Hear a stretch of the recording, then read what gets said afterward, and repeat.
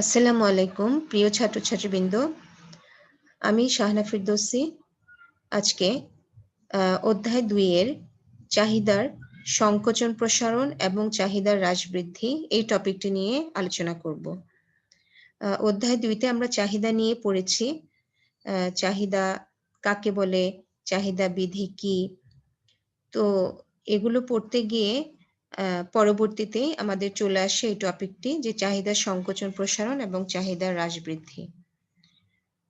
তো এটি আলোচনা করতে গেলে আমাদের প্রথমে জানতে হবে যে চাহিদা অপেক্ষকটি কাকে বলে।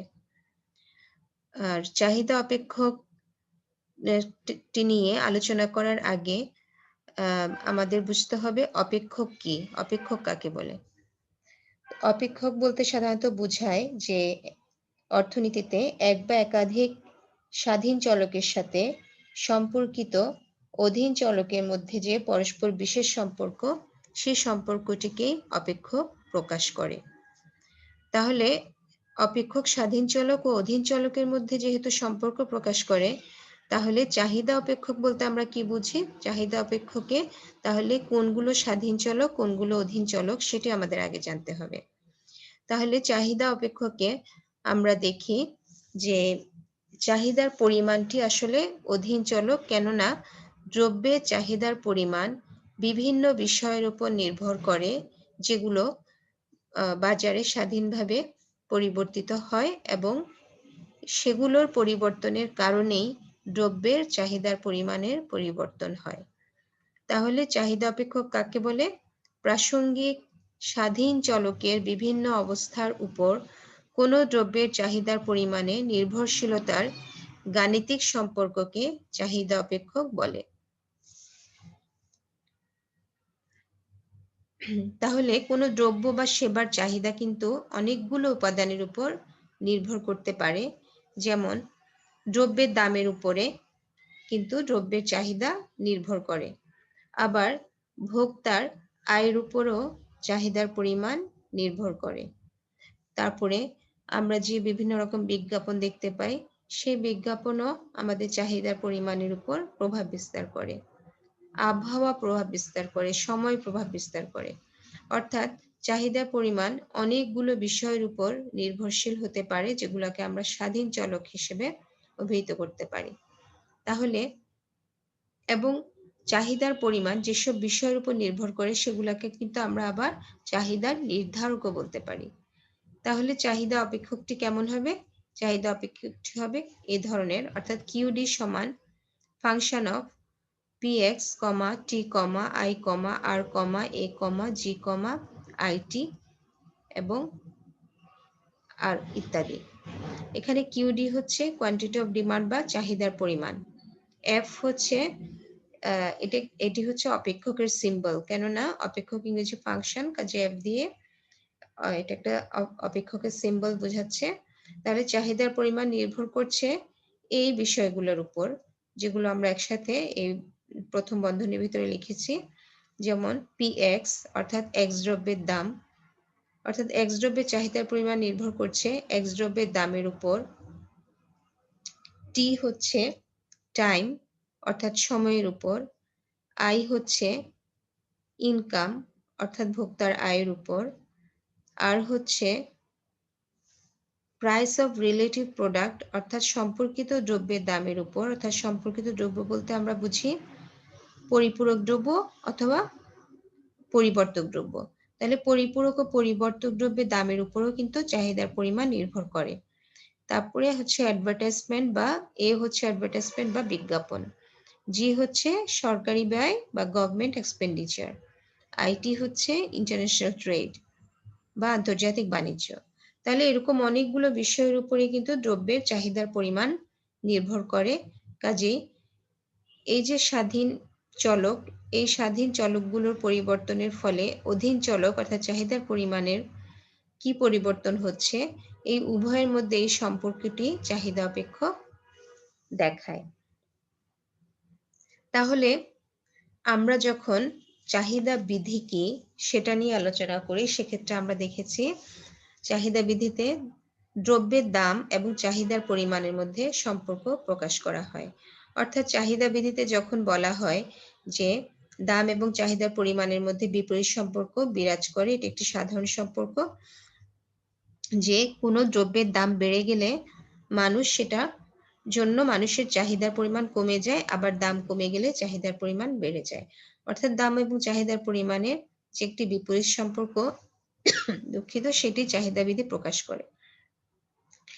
এবং সেজন্য চাহিদা বিধি যখন আমরা আলোচনা করি, তখন এই যে PX অর্থাৎ X দ্রব্যের দাম ছাড়া বাকি যে স্বাধীন চলক এগুলোকে ধরা হয় স্থির বা অপরিবর্তিত। কেননা চাহিদার পরিমাণের উপর দাম কতটা প্রভাব বিস্তার করে সেটি আলাদাভাবে বোঝার জন্য অন্যান্য প্রভাবক বিষয়গুলোকে স্থির ধরে নেওয়া হয়। তাহলে আমরা একটু দেখে নিই যে চাহিদা বিধি কাকে বলে। যে বিধির সাহায্যে কোনো নির্দিষ্ট সময়ে কোনো দ্রব্যের বাজার দামের সাথে তার চাহিদার পরিমাণের সম্পর্ক ব্যাখ্যা করা যায় তাকে চাহিদা বিধি বলে। এক্ষেত্রে অন্যান্য উপাদান বা বিষয়গুলোকে স্থির ধরা হয় যা চাহিদার পরিমাণকে প্রভাবিত করতে পারে।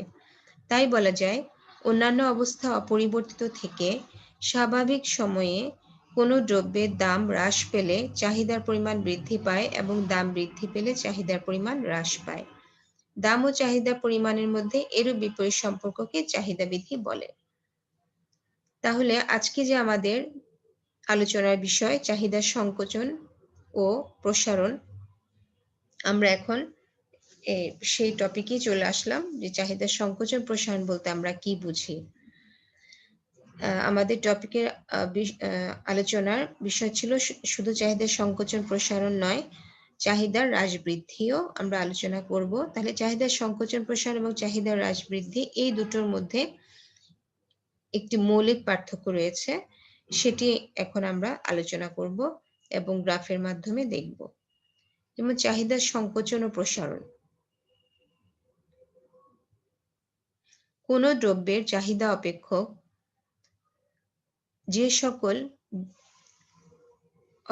যে সকল বিষয় বিবেচনা করা হয় তার মধ্যে অন্যান্য বিষয় অপরিবর্তিত অবস্থায় শুধুমাত্র আলোচ্য দ্রব্যের নিজ দামের পরিবর্তনের ফলে চাহিদার পরিমাণের যে পরিবর্তন ঘটে তাকে চাহিদার সংকোচন প্রসারণ বলে। অর্থাৎ আমরা যখন চাহিদার সংকোচন প্রসারণ নিয়ে কথা বলি তখন কিন্তু আমরা চাহিদা বিধির মধ্যেই আছি, কেননা অন্যান্য চাহিদার পরিমাণের উপর প্রভাব বিস্তারকারী অন্যান্য স্বাধীন চলকগুলোকে এখানে স্থির ধরে নিয়ে চাহিদার পরিমাণের উপর দামের প্রভাব কিন্তু এখানে আলোচনা করা হচ্ছে, যাকে চাহিদার সংকোচন প্রসারণ বলা হচ্ছে। চাহিদার সংকোচন প্রসারণকে সংক্ষেপে এজন্য কি বলা হয়? চাহিদার পরিমাণের পরিবর্তন বলে। অর্থাৎ দামের পরিবর্তনের ফলে চাহিদা একই রেখা বরাবর সঞ্চালনকে চাহিদার সংকোচন প্রসারণ বলে। চাহিদা বিধি অনুযায়ী আমরা যখন চাহিদা রেখা অঙ্কন করি তখন আমরা কি পাই? একটা নিম্নগামী ঢাল সম্পন্ন চাহিদা রেখা পাই। তাহলে সেই চাহিদা রেখার বরাবর এক বিন্দু থেকে আরেক বিন্দুতে গমন করার বা সঞ্চালন করার মাধ্যমেই আমরা চাহিদার সংকোচন প্রসারণ পেয়ে থাকি। এখন এটি আমরা গ্রাফের মাধ্যমে যখন দেখব তখন এটা আমাদের কাছে আরো বেশি ক্লিয়ার হবে।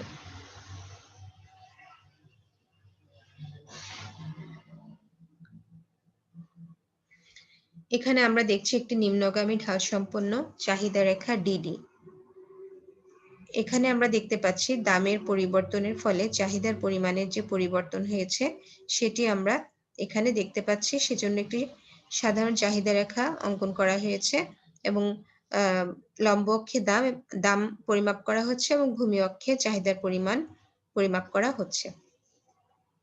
তাহলে আমরা যেভাবে চাহিদা বিধি বুঝে থাকি ঠিক সেরকমই এখানে যখন দাম P1 অর্থাৎ 0 P1 তখন আমরা দেখছি চাহিদার পরিমাণ 0 Q1। যখন দাম কমে P2 হয়ে গেল 0 P2 তখন চাহিদার পরিমাণ বেড়ে 0 Q1 থেকে বেড়ে 0 Q2 হয়ে গেল। কাজে আমরা এখানে দুটো বিন্দু পেয়েছি A এবং B। এখন আমরা যখন এ বিন্দুতে আছি তখন চাহিদার পরিমাণ 0 কি 1 কেন? কারণ তখন দামটি তুলনামূলক এই দুটি দামের মধ্যে P1 দামটি বেশি। আর বি বিন্দুতে আমরা দেখছি দাম কমে যাওয়াতে চাহিদার পরিমাণ বেড়ে 0 Q2 হয়ে গিয়েছে, অর্থাৎ চাহিদার পরিমাণের সম্প্রসারণ হয়েছে। কাজে আমরা দেখছি দাম বাড়লে চাহিদা সংকোচন ঘটে, অর্থাৎ P2 থেকে যখন P1 হয় তখন চাহিদার পরিমাণ 0 Q2 থেকে কমে 0 Q1 হয়ে যায় এই এ বিন্দু বরাবর। কাজে আমরা দেখতে পাই যখন দাম বাড়ে তখন চাহিদার সংকোচন ঘটে এ বিন্দুতে, এবং যখন দাম কমে তখন চাহিদার পরিমাণের বৃদ্ধি ঘটে এই বি বিন্দুতে। কাজে চাহিদার পরিমাণের বৃদ্ধিকে আমরা বলবো কি? চাহিদার প্রসারণ। আর চাহিদার পরিমাণটা যখন সংকুচিত হয়ে যায় তখন সেটাকে আমরা বলবো চাহিদার সংকোচন। কাজে এখান থেকে পরিষ্কার বোঝা যায় আমরা যখন এ থেকে বি বিন্দুর দিকে গমন করি তখন চাহিদার প্রসারণ ঘটে, আর যখন বি থেকে এ বিন্দুতে গমন করি তখন চাহিদার সংকোচন ঘটে। অর্থাৎ আমরা যখন চাহিদার সংকোচন প্রসারণ নিয়ে কথা বলবো তখন আমাদের এটা বুঝতে হবে যে আমরা একটি চাহিদা রেখার এক বিন্দু থেকে অন্য বিন্দুতে সঞ্চালন নিয়েই আলোচনা করছি বা কথা বলছি বা এই বিষয়টিকে ফোকাস করছি। এখানে একটি নির্দিষ্ট চাহিদা রেখার এক বিন্দু থেকে আরেক বিন্দুর সঞ্চালনকে বোঝানো হচ্ছে যখন আমরা চাহিদার সংকোচন প্রসারণ বলছি। কাজে এখান থেকে আমরা যে সিদ্ধান্তটি পাই তা হলো, অতএব দাম হ্রাসের ফলে চাহিদার পরিমাণের বৃদ্ধিকে বলে চাহিদার সম্প্রসারণ, এবং দাম বৃদ্ধি পাওয়ায় চাহিদার পরিমাণ হ্রাস পাওয়াকে বলে চাহিদার সংকোচন। এবার আমরা দেখি চাহিদার হ্রাস বৃদ্ধি বলতে আমরা কি বুঝি। চাহিদা অপেক্ষকে বিবেচ্য বিভিন্ন বিষয়ের মধ্যে আলোচ্য দ্রব্যের দামটি স্থির থেকে অন্য যে কোনো বিষয়ের পরিবর্তনের ফলে চাহিদার পরিমাণের যে পরিবর্তন হয় তাকে চাহিদার হ্রাস বৃদ্ধি বলে। অর্থাৎ চাহিদার হ্রাস বৃদ্ধি চাহিদার সংকোচন প্রসারণের ঠিক বিপরীত অবস্থা। চাহিদার সংকোচন প্রসারণে আমরা দেখেছি অন্যান্য বিষয়কে স্থির বা অপরিবর্তিত ধরে দামের পরিবর্তনের প্রেক্ষিতে চাহিদার পরিমাণের পরিবর্তন বিবেচনা করা হয়েছে। আর যখনই আমরা চাহিদার হ্রাস বৃদ্ধি বলছি তখন আমরা দামকে স্থির রেখে অন্যান্য যে বিষয়গুলোকে আগে অপরিবর্তিত ধরা হয়েছিল বর্তমানে সেই বিষয়গুলোর পরিবর্তনকে বিবেচনা করা হচ্ছে দামকে অপরিবর্তিত রেখে। তাহলে দাম স্থির থেকে অন্য যে কোনো বিষয় যেমন ক্রেতার আয়, রুচি, আবহাওয়া, সময় পরিবর্তনের ফলে চাহিদার পরিমাণের যে পরিবর্তন ঘটে তা চাহিদা রেখার স্থানান্তর দ্বারা বোঝানো হয়। ঠিক আছে, তাহলে আমরা চাহিদার সংকোচন প্রসারণ বলতে কি বুঝেছিলাম? চাহিদার সংকোচন প্রসারণ বলতে আমরা বুঝেছিলাম আমরা একটি নির্দিষ্ট চাহিদা রেখায় ছিলাম। আর এখন চাহিদার হ্রাস বৃদ্ধি বলতে আমরা বুঝছি যে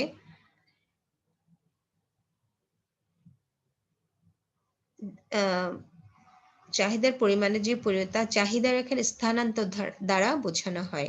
অর্থাৎ চাহিদার সংকোচন প্রসারণে আমরা একই চাহিদা রেখায় ছিলাম, কিন্তু চাহিদার হ্রাস বৃদ্ধি বোঝানোর সময় কিন্তু চাহিদা রেখার স্থানান্তর হয়ে যাচ্ছে। যেমন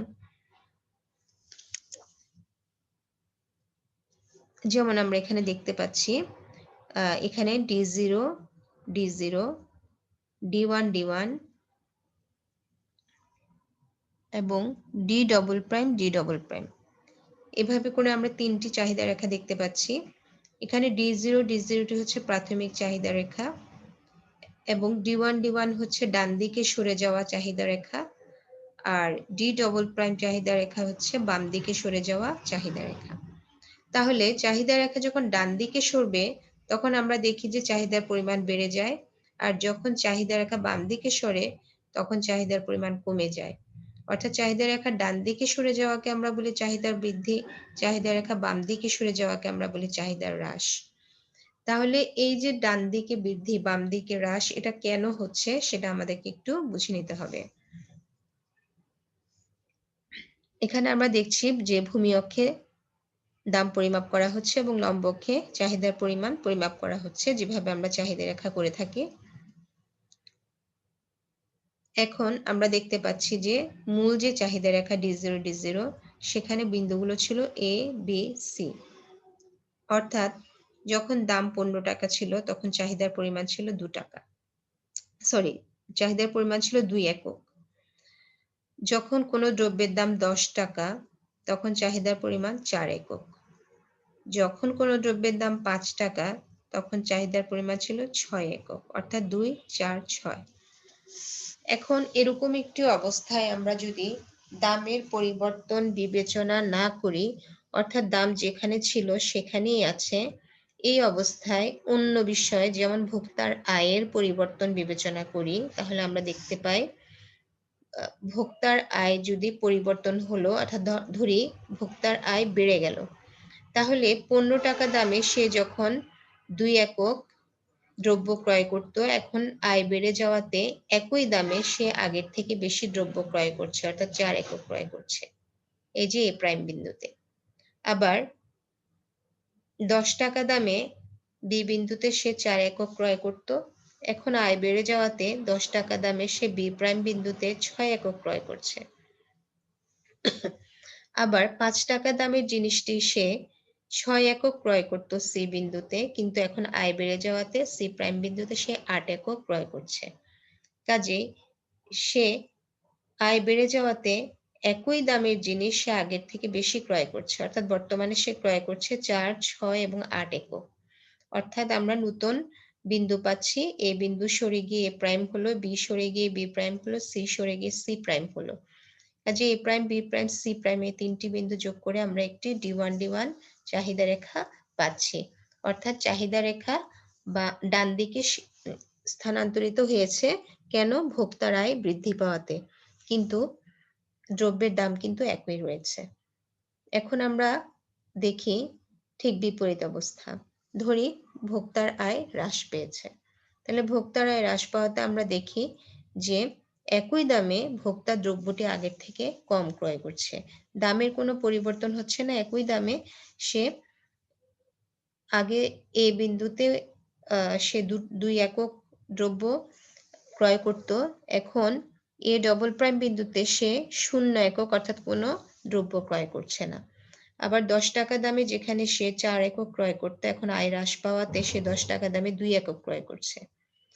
আবার ৫ টাকা দামে সে যেখানে ৬ একক ক্রয় করত, বর্তমানে আয় কমে যাওয়াতে ৫ টাকা দামে সে ৪ একক দ্রব্য ক্রয় করছে। অর্থাৎ বর্তমানে সে ০, ২ ও ৪ একক দ্রব্য ক্রয় করছে আয় কমে যাওয়াতে একই দামে। তাহলে বর্তমানে যে বিন্দুগুলো পাওয়া যাচ্ছে তা হচ্ছে A double prime, B double prime, C double prime. এই তিনটি বিন্দু কি বাম দিকে সরে এসেছে, কাজে এই বিন্দুগুলো যোগ করে আমরা যে নতুন ডি ডবল প্রাইম চাহিদা রেখাটি পেলাম, এটি মূল চাহিদা রেখার বাম দিকে সরে গিয়েছে, যেখানে প্রত্যেকটা দামেই দ্রব্যের একক আগের থেকে কম ক্রয় করা হচ্ছে, অর্থাৎ চাহিদার পরিমাণ কমে গিয়েছে।